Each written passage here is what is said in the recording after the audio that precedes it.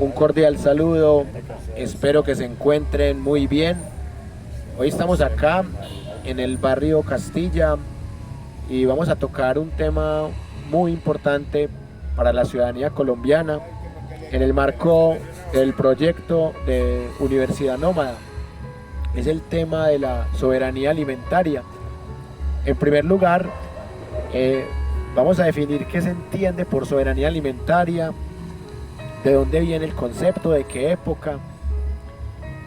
La soberanía alimentaria es la posibilidad que tienen las personas de luchar por un derecho a la alimentación. Y este concepto viene desde 1996, cuando en Roma se reunieron comunidades campesinas a hablar de otro concepto que venía desde 1974, que es la seguridad alimentaria. Entonces, la seguridad alimentaria es algo que tiene que ver más con los gobiernos, con los estados, garantizar la seguridad alimentaria. Pero la soberanía va mucho más allá de los gobiernos, de los estados, tiene que ver mucho con la autonomía campesina.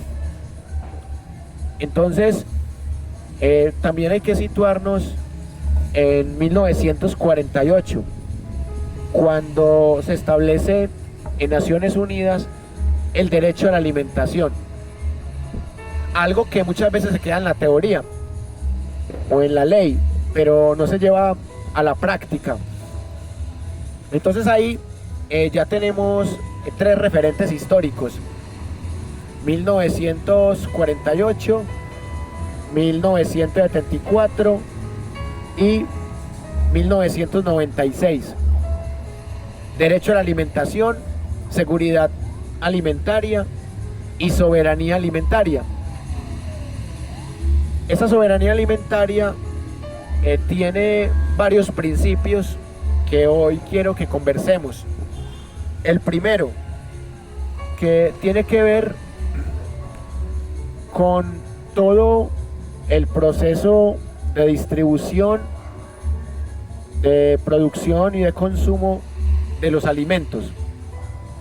Toda esa cadena vale la pena analizarla. Entonces, hay un primer principio, y es cómo garantizarle a las personas el acceso a alimentos que tengan calidad y a que tengan precios razonables. Ese principio es muy importante porque ahí podemos ver que se cumple la primera condición de la soberanía alimentaria. Y lo otro, cómo evitar que tengamos que importar tantos alimentos. Porque si algo está afectando en este momento al pueblo colombiano es el tema del precio del dólar, pero fundamentalmente porque el dólar es algo que encarece todos los productos de los que dependen nuestros alimentos, como los fertilizantes. Entonces, hay un segundo principio que se conecta muy bien con el primero y tiene que ver, por un lado, con el derecho a conocer las raíces de lo que se consume, cómo se procesan los alimentos, por qué se encarecen y, lo más importante, cómo lograr que hayan tierras, hayan aguas y sobre todo que hayan semillas para que el campesinado pueda producir más alimentos. Por acá hay una inquietud, compañero. Profe, sí, bueno, con respecto pues a lo que estamos hablando, es importante la distinción que estamos haciendo entre seguridad y soberanía, porque, por ejemplo, en este momento la seguridad alimentaria, el gobierno podría decirnos a los colombianos que existe, ¿cierto? Porque existen los productos en el mercado, independientemente del precio que tengan, y eso significa una cosa: cuando suben los precios de esos productos que están en el mercado, van a haber algunas personas que accedían, que tenían seguridad alimentaria y ya no la van a tener, ya no pueden acceder a estos productos por los precios. La soberanía tiene que ver sobre todo con la idea de no tener que depender de otras personas para poder consumir algunos alimentos o todos los alimentos, que sería lo ideal, ¿cierto? En ese orden de ideas, yo pienso que podríamos analizar el problema de la soberanía alimentaria desde dos puntos de vista. Un punto de vista a nivel macro, que vos ya lo estás tocando, y es el problema de las semillas, el problema de los fertilizantes, el problema, pues, de los insumos en general, de la tierra, que ya hemos hablado un poco aquí del problema de la tierra en Colombia, pero también cuando nos ponemos a analizar esta situación desde esta parte que yo llamo macro, que tiene más que ver con las políticas públicas y con la legislación, pareciera que quedamos renegados nosotros los citadinos, los que vivimos en las ciudades, ¿cierto? Porque entonces es como reducir el problema simplemente a cambiar las políticas públicas, para que los campesinos puedan sembrar los productos de aquí, pues que muchos productos que se pueden sembrar aquí en Colombia están siendo importados en este momento, por ejemplo, como el maíz, como los cereales, como la papa, etc. Pero yo pienso que también a nivel micro, es decir, cada uno como persona también puede aportar mucho a su propia soberanía alimentaria. Y ahí ya hay otra idea que podríamos de pronto tocar un poquito, y esa es la idea del trabajo cooperativo, el apoyo mutuo. ¿Por qué lo digo? Porque nosotros desde las mismas ciudades, por ejemplo, podemos adueñarnos de los parques, que es lo que hemos estado haciendo nosotros acá en el barrio, muchachos, por ejemplo, sembrando los árboles frutales.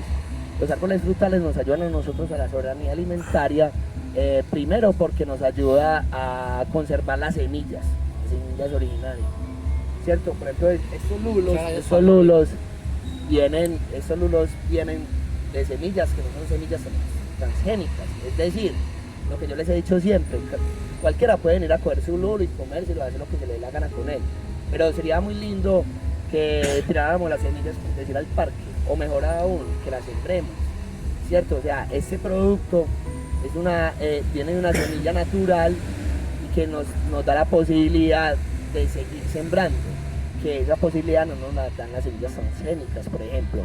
Y la idea del apoyo mutuo ahí sería, si nos juntamos más y podemos sembrar más árboles frutales, o por qué no crear huertas comunitarias o huertas en casa, también se podrían, ¿cierto? Entonces también es pensar un poquito, no venir a decirle a papá Estado, por favor cámbiame las políticas para que me ayude papá Estado, sino empezar a no depender tanto del Estado y nosotros mismos empezar a hacer las acciones, que son acciones contundentes. Por ejemplo, los árboles frutales nos van a dar jugos, ¿cierto? Ya es algo que nos estamos ahorrando todos los días en el almuerzo, por ejemplo.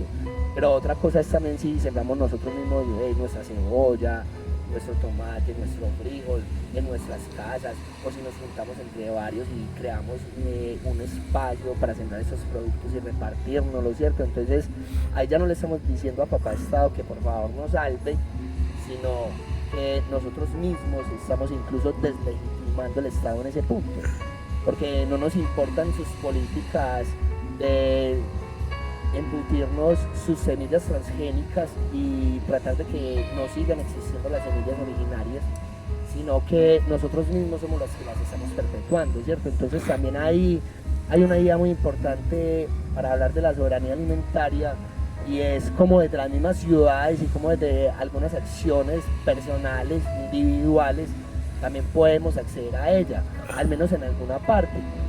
Obviamente no nos va a dar para tener aquí ganado, para tener nuestra carne o cosas así, pero sí van a haber productos de la canasta familiar que nosotros vamos a poder cultivar, cosechar. Y otro punto importante que decía el profe era el origen de esos productos. No es lo mismo comprarlo en la revueltería, que no sabemos de dónde viene, si es orgánico, si no lo es, qué pesticidas, qué fertilizantes se utilizaron en el proceso pues, del cultivo de ese producto, a tener un producto que nosotros mismos lo tuvimos desde la semilla, ¿cierto? Entonces ahí son cosas pues importantes que podríamos hablar, profe, y de pronto si podríamos hablar un poco de este problema desde la parte legal de lo de las semillas, sería genial. Sí, hay dos cosas ahí bien interesantes para hablar. Por un lado está el tema de qué tanto debe poner el Estado en representación del gobierno de Gustavo Petro y qué tanto debemos poner como ciudadanías libres. Entonces ahí yo les voy a dar mi punto de vista de qué debe garantizar el gobierno de Gustavo Petro y también, como decía el compañero, cómo podemos también poner nuestro granito de arena en los parques, en las comunidades. Entonces, lo primero que debe hacer un gobierno es ponerle más impuestos a los alimentos importados, porque así se protege la industria nacional. Claro, y esta medida puede tener detractores y decir, no, pero es que espanta la confianza inversionista. Pero hay que mirar que precisamente por atraer la confianza inversionista es que los alimentos están caros, porque estamos importando alimentos que hemos producido o que podemos producir. Lo segundo, hay que buscar la activa participación de los pueblos en las políticas agrarias, porque si los pueblos no siguen participando en las políticas agrarias, entonces va a quedar en una élite que no le importa la canasta familiar o que no le importa las necesidades de las comunidades. Como tercer elemento, estas políticas agrarias deben ir acompañadas de una reforma agraria. Y ahí también el gobierno es importante, porque si esta reforma agraria fracasa, como la de Alfonso López Pumarejo y como la de Carlos Lleras Restrepo, nada vamos a hacer. Entonces tiene que ser una reforma agraria que realmente revolucione la tenencia y la productividad de las tierras en Colombia. Un cuarto elemento que también quiero poner en debate: cómo lograr un equilibrio entre las formas de producción sostenibles y las formas de producción que no son tan sostenibles, porque algo puede ser muy rentable pero puede dañar el medio ambiente, y por eso se habla desde la soberanía alimentaria desde un enfoque agroecológico. Y acá quiero citar una teoría que pues, ha sido muy tergiversada, que la dijo la ministra Irene Vélez, la teoría del decrecimiento. O sea, no significa que las grandes potencias dejen de crecer para que crezca Colombia, no tiene nada que ver con eso. Tiene que ver con que en las formas de producción haya un equilibrio entre la rentabilidad y el cuidado del medio ambiente. Entonces, por eso este cuarto elemento del enfoque agroecológico es muy importante. También hay que mirar ahí otro elemento muy importante, y es lo que se conoce como el dumping. El dumping es lo que está pasando en Colombia, que en Colombia cada vez los alimentos están más costosos porque estamos importando alimentos que acá podemos producir. Entonces hay 5 políticas que podrían ayudar a reducir el dumping en Colombia. 1, priorizar la producción local. Ese sería un elemento fundamental. 2, ayudar con políticas públicas para que esa producción local pueda prosperar. Y 3, garantizar la estabilidad de precios, que esto ya no depende tanto del gobierno, esto depende más del mercado. Mientras que se siga manteniendo el conflicto entre Rusia y Ucrania, va a ser muy difícil que haya una estabilidad de precios, porque va a seguir estando caro el trigo, el gas natural, el petróleo, los fertilizantes que, como hemos dicho varias veces, inciden bastante en el precio de los alimentos, más o menos en un 40-50% de los alimentos inciden los fertilizantes. Pero aquí viene otro tema que ya hayamos tocado, que es el tema con Venezuela. Haber mejorado las relaciones diplomáticas y comerciales con el gobierno de Nicolás Maduro ayuda un poco a que haya un comercio entre ambos países en condiciones justas que realmente permita que se reduzcan los precios de los alimentos. Y acá también el gobierno es importante, pero esto de nada sirve si no mejoramos nuestras prácticas de consumo también. Y acá quiero que volvamos otra vez al tema de la soberanía alimentaria desde pueblos ancestrales, sean campesinos, indígenas, o desde el colombiano promedio, el colombiano que no hace parte del Estado ni del gobierno.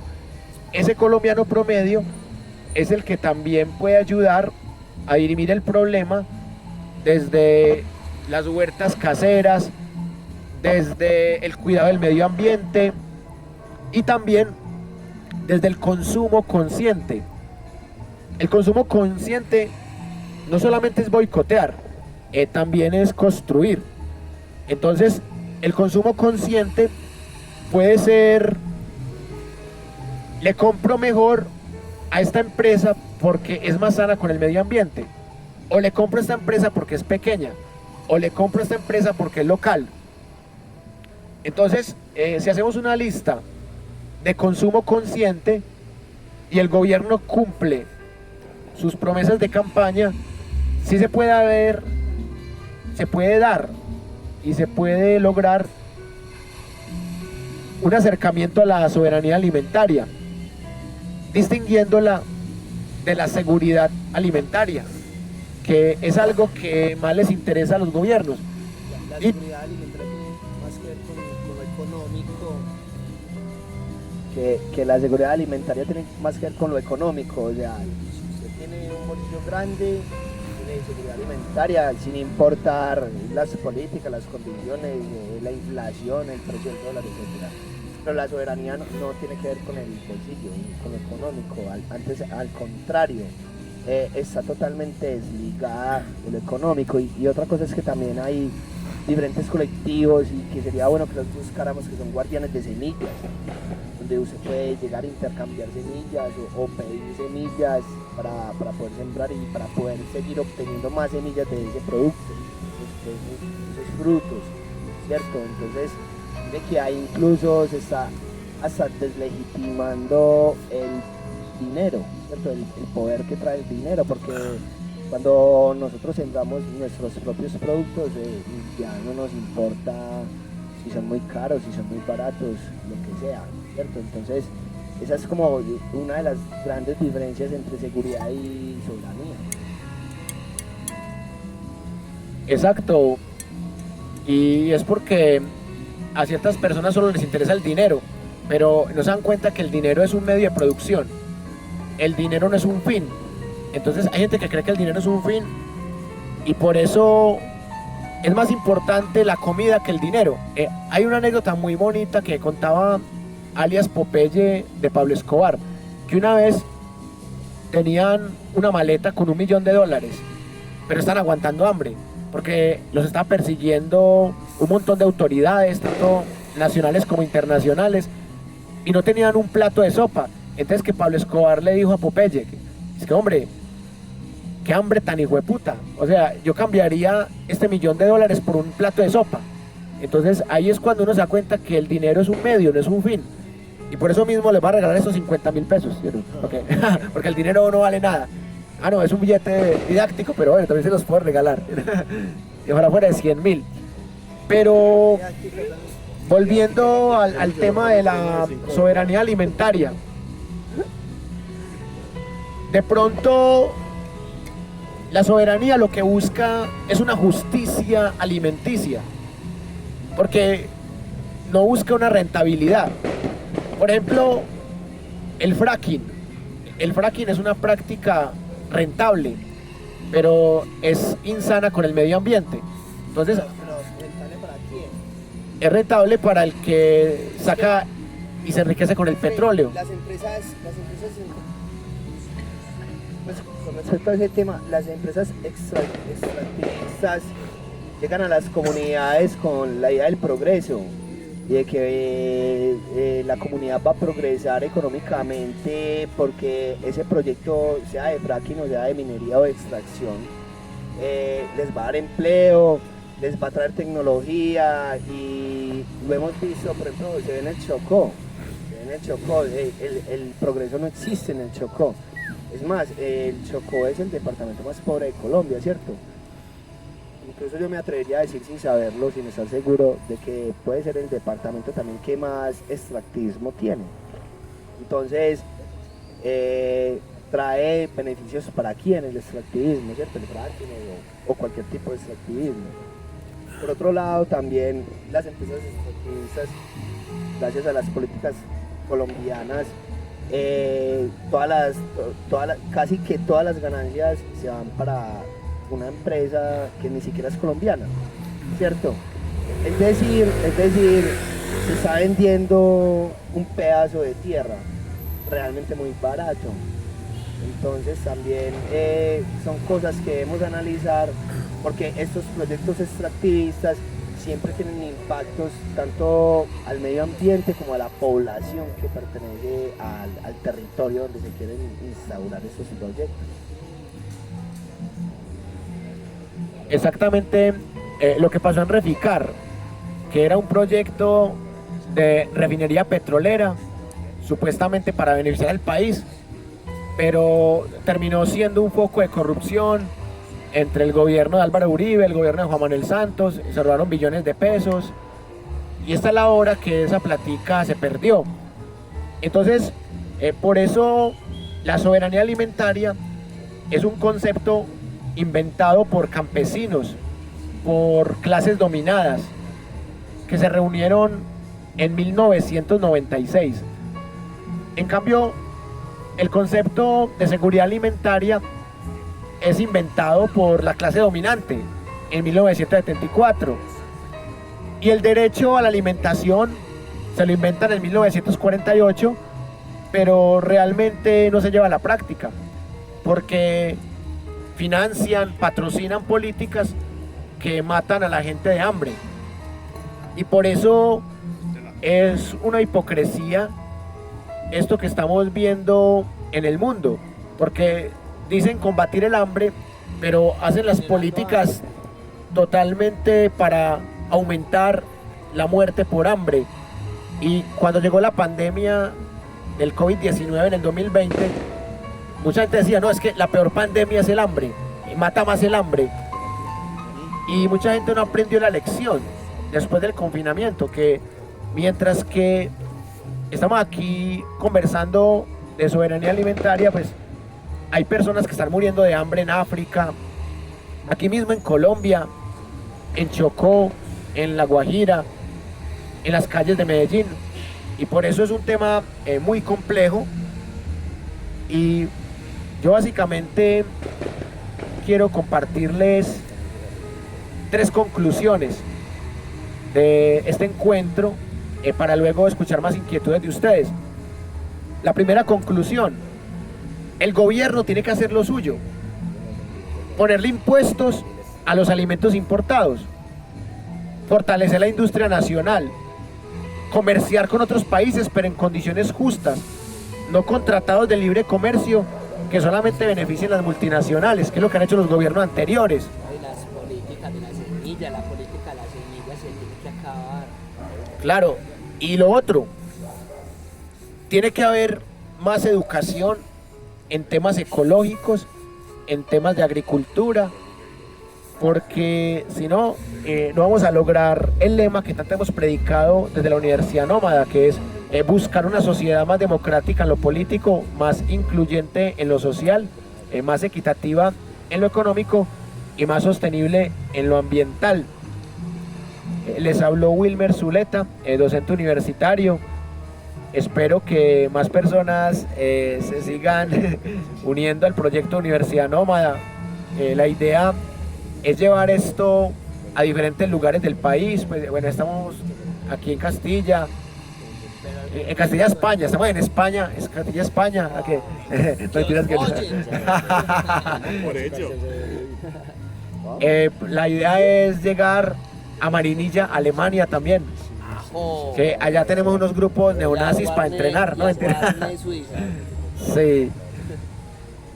Pero lo importante es que hay salud y que hay muchas ganas de seguir luchando por compartir ideas, por seguir en este proceso de educación popular, y esperamos que les haya gustado este espacio y ojalá vengan muchos más, porque no hay nada mejor que el pueblo, educarse con el pueblo, sin depender de empresas privadas, sin depender del gobierno de turno, y sobre todo buscando la autonomía intelectual desde un análisis de la soberanía alimentaria. Muchas gracias por la asistencia y nos vemos la próxima.